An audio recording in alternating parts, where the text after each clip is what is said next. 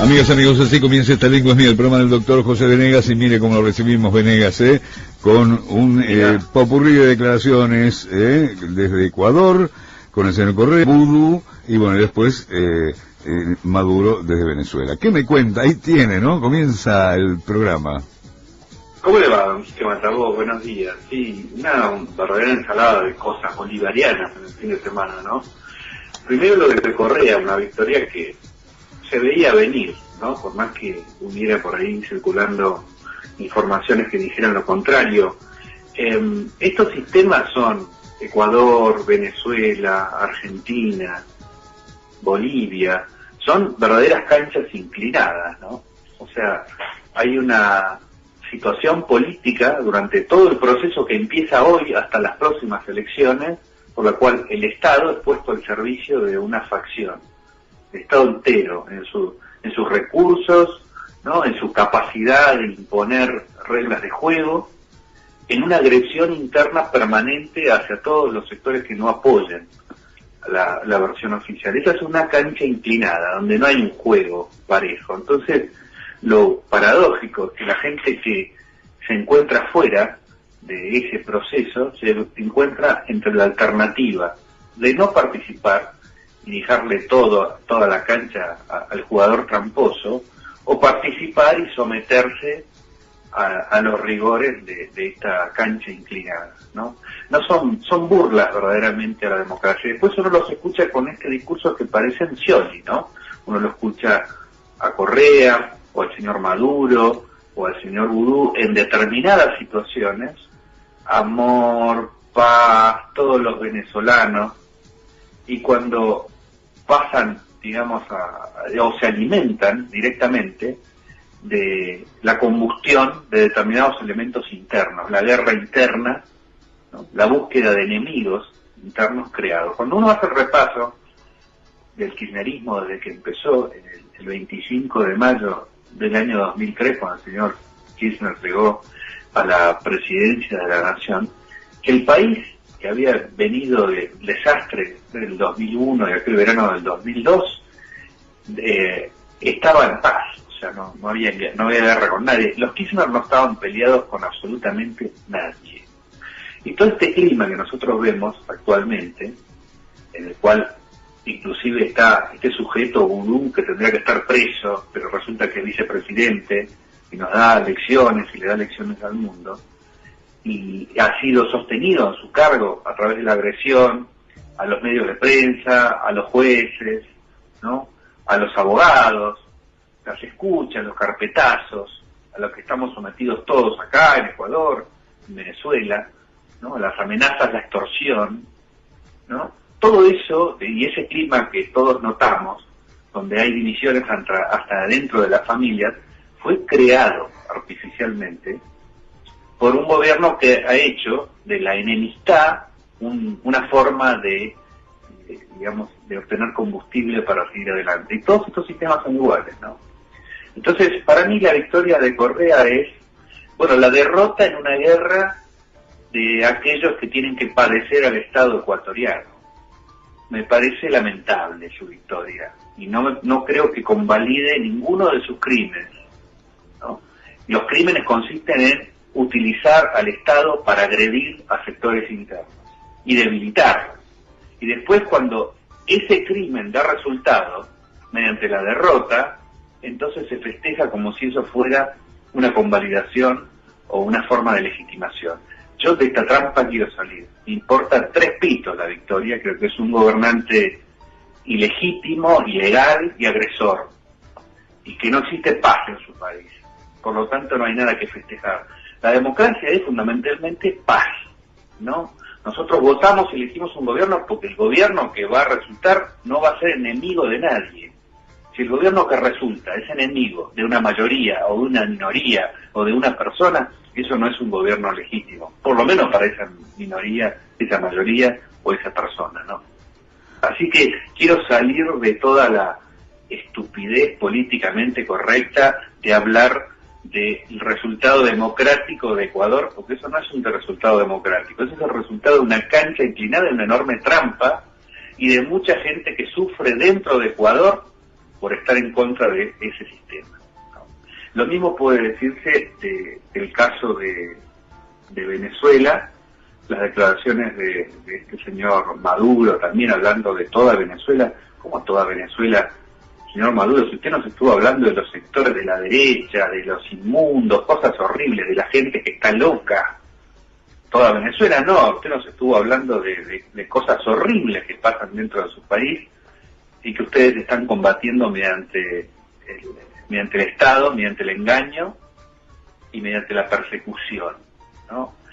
Lo lamentable no es Maduro, uno ya sabe en qué consiste esta trampa, ¿no? Pero yo veo hoy en el Diario de la Nación el título de la noticia de la vuelta de Chávez a Venezuela, y además uno se la pasa dudando, ¿no? Porque estos viven en el secreto todo el tiempo, ¿sí? Todo es secreto. Entonces no queda más remedio que hacer una especulación o dudar. Si alguien que esconde, uno tiende a dudar de lo que pasa. Estos son sistemas que suponen que son republicanos, o sea, lo elemental es la publicidad de los actos del gobierno. Y como uno duda ante el secreto, cuando ellos develan alguna información, parece que uno hubiera tenido malas intenciones al dudar. No son las malas intenciones, es la reacción absolutamente racional al secreto de cualquier cosa, ¿no? El mismo secreto que ellos utilizan para esconder la información es la causa de la desinformación, y después le endilgan a quienes no están con ellos esta situación. Pero digo, no solamente Maduro, acá no solamente el sistema, hay mucha gente que colabora.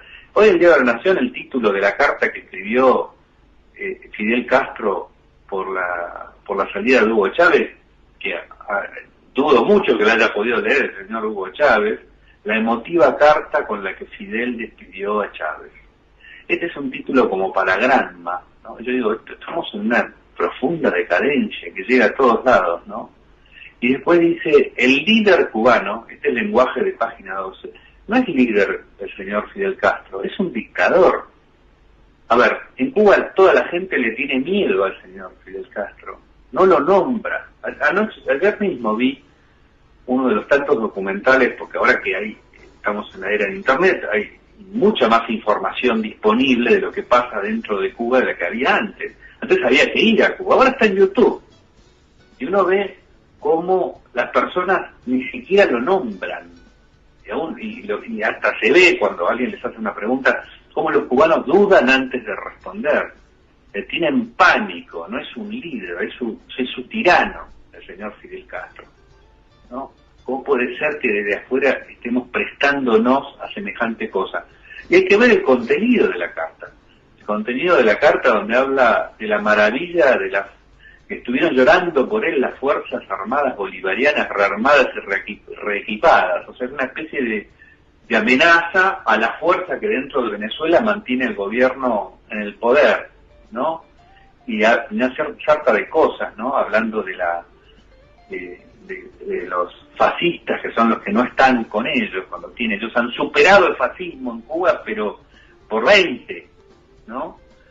Y después, bueno, tenemos el caso y no sabemos además cuál es la situación del señor Hugo Chávez, ¿no? Que llega a Venezuela, un señor que asumió un cargo sin haber estado, sin que se sepa si está vivo o no.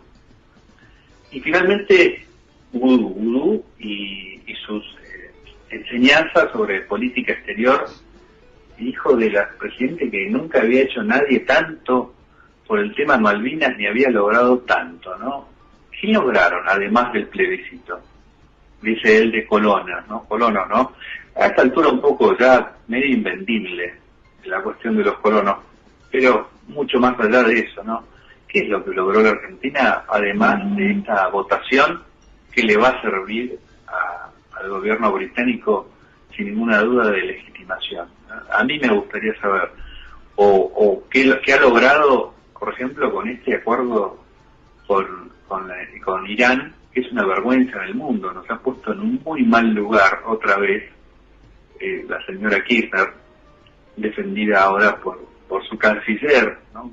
que acaba de contestarle al señor García Moritán haciendo alusión a algún problema del señor García Moritán en Uruguay, de tipo penal, una investigación por coimas. ¿Qué es lo que dijo el ex vicecanciller? Dijo que a Néstor Kirchner le habían ofrecido un acuerdo similar al que ahora se firmó con Irán y que lo había rechazado. ¿No? Sería un dato interesante para poder hacer un análisis de por qué hubo un cambio en la política exterior del kirchnerismo. Y la respuesta de Timerman es la descalificación. No dice, lo acaban de procesar en Uruguay por coimas, se ha renunciado, entonces tiene necesidad de salir en los diarios. No, la respuesta siempre es la descalificación del que habla, pero nunca dar una razón para responder a lo que dice, ¿no? Entonces uno podría compensar con esa metodología de Timerman. Entonces podría decir a García Moritán, pero usted fue el director del diario de la tarde, ¿no? El diario La Tarde se llamaba, que hacía la defensa, era casi el órgano oficial del proceso de reorganización nacional, y estaba en una foto con Videla. Y además la señora tendría que explicar su fortuna, ¿no? Que es enorme, y que la ha escondido, y que ha tenido que amenazar a un actor que habló de su fortuna para poder zafar de la situación, o de todo el gabinete, ¿no? Este es un gobierno fundamentalmente de chorro, vamos a decirlo con toda claridad, o la situación procesal de Bonafini, ¿no? Que aparece como testigo, es genial. Bonafini es testigo de la causa de las madres de Plaza de Mayo. Como dijo alguien, la mayor empresa de corrupción del gobierno, ¿no? Y los Joclender, también involucrados, son parte del gobierno. Los aviones de cocaína de los Juliá. ¿Ustedes vieron alguna consecuencia dentro de la Argentina por los aviones llenos de cocaína, por el avión lleno de cocaína de los hermanos Juliá que salió de un aeropuerto militar de la Argentina? ¿Hubo alguna consecuencia? ¿Hay alguien preso? ¿Hay alguna investigación? Yo diría, señora Kirchner, que usted va a tener que explicar al final, ¿no? ¿Qué es lo que pasó en esa causa? O la cocaína de Southern Winds, ¿no? Esos 60 kilos de cocaína que aparecieron en una valijita ahí dando vuelta en el aeropuerto de Madrid. O el propio batallón militante, porque usted habla de García Moritán que tiene una causa por coimas, pero ustedes tienen toda una ala del gobierno de presos, o sea, de gente que está condenada por crímenes, ¿no? Así que yo diría que por ese lado el argumento contra lo que dice García Moritán muy efectivo no es. Acá lo que tiene que explicar el señor Timerman es si hubo verdaderamente un cambio, en qué consistió y por qué. Este es el punto. Para discutir esta cuestión, ¿no? Para discutir esta cuestión no hace falta ni el prontuario de García Moritán, ni el de Timerman, ni el de Cristina Kirchner, dejamos afuera